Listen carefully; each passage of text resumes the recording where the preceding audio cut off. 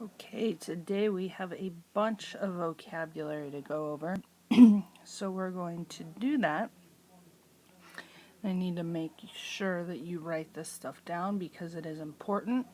This is stuff that you're going to be using throughout the rest of your math classes that you take in middle school and high school.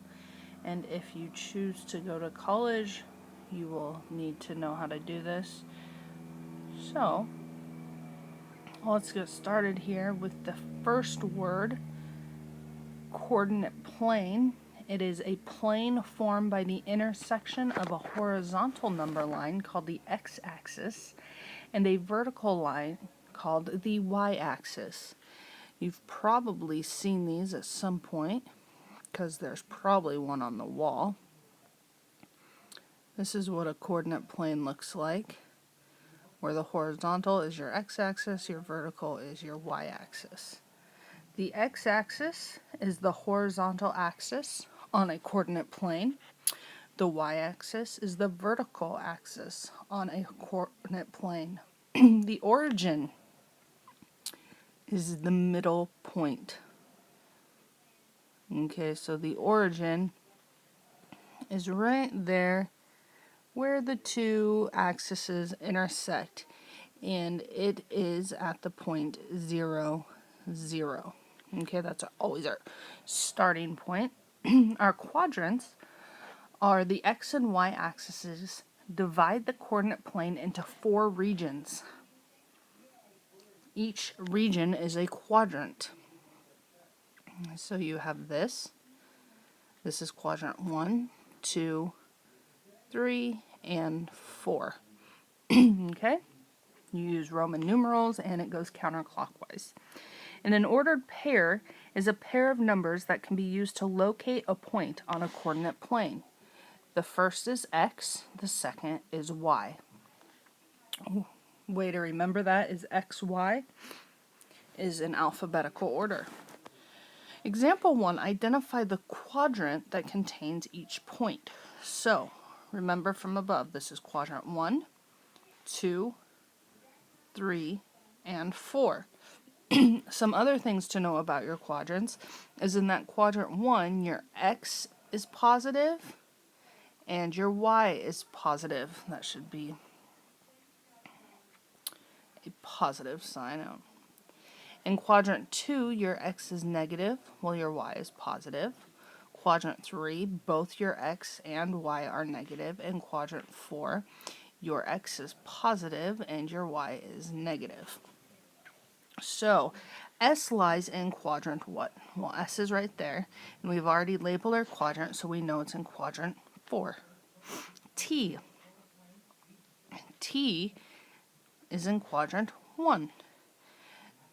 Now, W is a little bit different. W lies on the y-axis. If you notice, it lies on the bold vertical line between quadrants 1 and 2. But it does not lie in a quadrant, it just lies between them. So now we're going to be plotting points that they give us. So our first plot is 3, 3. The first 3 is our x. The second 3 is our y. Okay? We always start at the origin, which is 0, 0. And we always move left or right first. We always go along the x-axis first. And because it's positive 3, we're going to move 3 units right. So we're going to go over to the 3. And then because it's another positive 3, we're going to go 3 units up. And we're going to make our point there. Okay? Now the next one, I'll do in blue. We have start at the origin again because we always start at the origin. And because this 2 is negative, we're going to move 2 units left because remember, we always go left or right first and the negative tells us left. So we go to negative 2. And then we're going to go 3 units down because the 3 is negative. And we're going to stop and we're going to make our point. So, right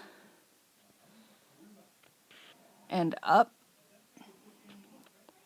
are positive, left and down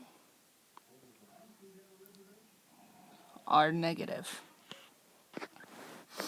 Example 3, give the coordinates of the point. Again, we start at the origin,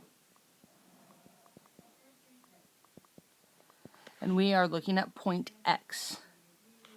Okay, so point X, we start at the origin. We have to go over -2, so we had to go 2 places left because left is negative, and then we had to go up 5 to get to point X. So our answer is -2, 5. Okay, let's look at Z. On Z, we had to do the following. First, we had to go 3 units right, so it would be 3. And then we had to go 3 units down, so down is negative. All right?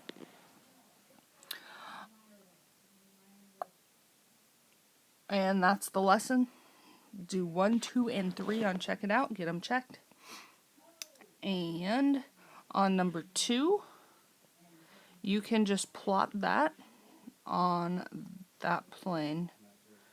Actually, yeah, if you have this printed out, you could just plot that on that plane. Okay.